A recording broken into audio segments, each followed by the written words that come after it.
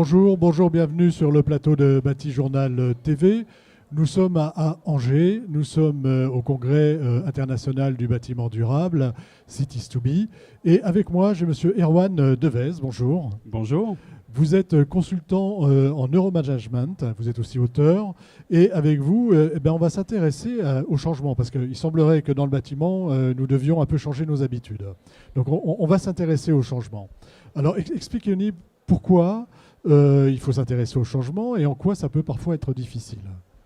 Alors dans le bâtiment, il faut changer ses habitudes et au niveau aussi de nous tous. Chaque citoyen doit changer ses habitudes. Mais pour le cerveau... Ça, quand on parle de changement, on va dire c'est pour évidemment répondre aux enjeux climatiques et de transition écologique qui semblent aujourd'hui urgentes. Oui, exactement. Et on est toujours un petit peu surpris en fait entre le niveau de conscience, ce que l'on sait, et notre engagement comportemental, ce que l'on fait. Et en fait, il faut revenir aux profondeurs du cerveau pour mieux comprendre cela, c'est-à-dire que le changement, ce n'est pas naturel pour nous.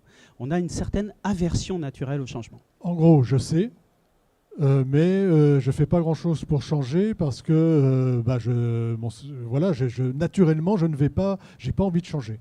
Oui, on a 3 freins principaux. Le premier, c'est le poids de la routine. Le cerveau n'est jamais aussi à l'aise que dans ce qu'il fait régulièrement, partisan un peu du moindre effort. Voilà, c'est pratique.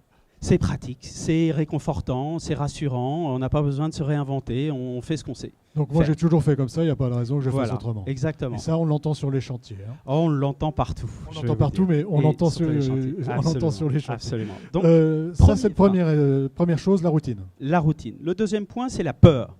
La peur nous fige cérébralement. Donc quand on est dans un discours en permanence alarmiste, le risque, c'est que l'on fige les cerveaux et que chacun se dise, c'est un peu le syndrome du « à quoi bon ? Après moi le déluge, de toute façon on est perdu ».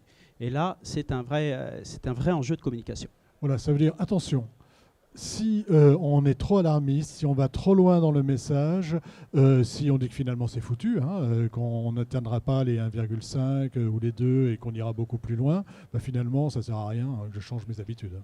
Oui, et puis il y a aussi le danger inverse, c'est-à-dire que du côté des climato-sceptiques, par exemple, le réflexe évidemment de chacun, c'est de se dire bon, c'est pas si grave. Donc il faut trouver effectivement le bon milieu entre une communication réaliste, qui correspond à la réalité, mais qui n'est pas trop anxiogène. Il y a un bon équilibre à trouver, et ça c'est pas simple dans la communication. Est-ce que vous pouvez nous donner un petit exemple de ce qui pourrait être... comment faire pour ne pas être alarmiste et en même temps trouver l'équilibre? Alors en fait, ça pose la question de finalement comment le cerveau peut se mettre en ordre de marche. Et le cerveau, il n'est jamais aussi heureux et épanoui que quand il est dans l'action. Donc si on veut peser sur les événements et arrêter de subir, il faut se mettre dans l'action. Et pas n'importe comment dans l'action. La première chose, c'est cet engagement actif, il doit être réaliste. Il faut des objectifs qui soient précis, atteignables. Une fois qu'on les a atteints, on célèbre et on les révise à la hausse. Le cerveau fonctionne comme ça. Si vous donnez des objectifs qui sont trop éloignés de votre propre possibilité, là, vous perdez les gens.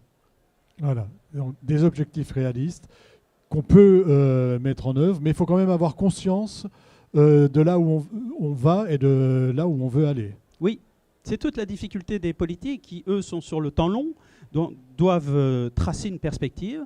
Donc il faut à la fois cette perspective et il faut se nourrir au quotidien de petits faits et gestes qui vont aller dans la bonne direction. Voilà. Et il y a un troisième axe qu'on n'avait pas vu, enfin un troisième axe, une troisième chose que notre cerveau aime bien, c'est le plaisir immédiat. Et ça, c'est un problème aussi. Oui, c'est un problème parce qu'effectivement, on peut... Alors là, c'est de la neurobiologie, c'est des shoots de dopamine à chaque fois qu'on achète le dernier iPhone ou la dernière voiture, etc. Bon, ça peut nous faire du bien, mais c'est très transitoire, c'est très fugace. On ne construit rien de très sérieux dans son cerveau et surtout, on ne devient pas heureux par la consommation. Voilà, ça aussi, ça peut changer mes habitudes. Enfin, ça peut être un frein au changement de mes habitudes. Oui, absolument, c'est un frein. Donc ça ne veut pas dire renoncer à ces petits plaisirs au quotidien, mais ça veut dire les agrémenter aussi de perspectives plus lointaines. Finalement, c'est quoi ? C'est pourquoi je me lève le matin. Pourquoi je fais ce travail? Pourquoi je vais construire des nouveaux bâtiments qui vont changer la donne et qui vont permettre à mes enfants, mes petits-enfants de mieux vivre? Voilà. Par exemple, l'idée de se dire je vais construire un bâtiment qui sera plus vertueux au plan environnemental, ça fait partie de vraiment l'objectif à court terme, hein, puisque c'est pas si long de construire un bâtiment, mais en sachant que je peux l'inscrire dans quelque chose de plus long qu'est la transition énergétique. Absolument. Et au niveau de votre cerveau, il va se passer des choses infiniment plus intéressantes et des activations plus puissantes que si vous aviez été simplement dans la construction du énième bâtiment comme vous avez fait depuis 30 ans.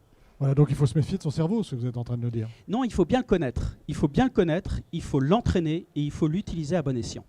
Alors, on arrive au terme de notre petit échange. Si vous aviez un message à délivrer aux congressistes ici, hein, qui s'intéressent tous à la même chose, qui veulent tous aller dans le même sens, qui est un bâtiment responsable et vertueux, ce serait quoi? Alors le message, le temps est venu maintenant pour l'action, pour plein de raisons. D'abord parce qu'effectivement, il y a le feu. Donc, il faut y répondre. Là, vous êtes alarmiste. Oui, mais les constats, on les a. Donc, maintenant, OK, on les a, les constats. Ils sont niés par personne. Donc, c'est plus la peine de passer trop de temps sur les constats. Il faut passer du temps sur l'action. Et l'action en tant que membre du bâtiment, voilà, en tout cas, acteur du bâtiment, elle est de deux ordres. Elle est d'abord au niveau du citoyen acteur du bâtiment qui va essayer de construire différemment. Et puis, elle est aussi d'ordre économique. Vous croyez que les nouvelles générations vont accepter d'aller loger dans des bâtiments qui sont non éco-responsables?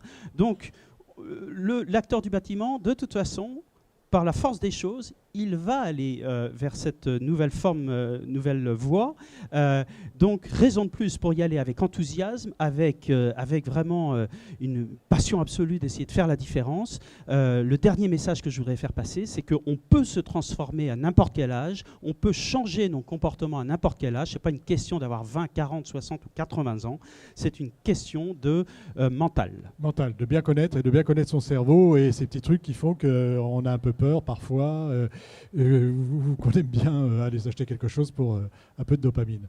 Absolument. Voilà, donc attention à notre cerveau et en même temps, allons-y dans le changement. Oui, et vive notre cerveau et vive la planète. Merci. Merci beaucoup. Merci d'être venu sur le plateau de Bâti-Journal TV pour nous parler un petit peu de la manière dont on fonctionne.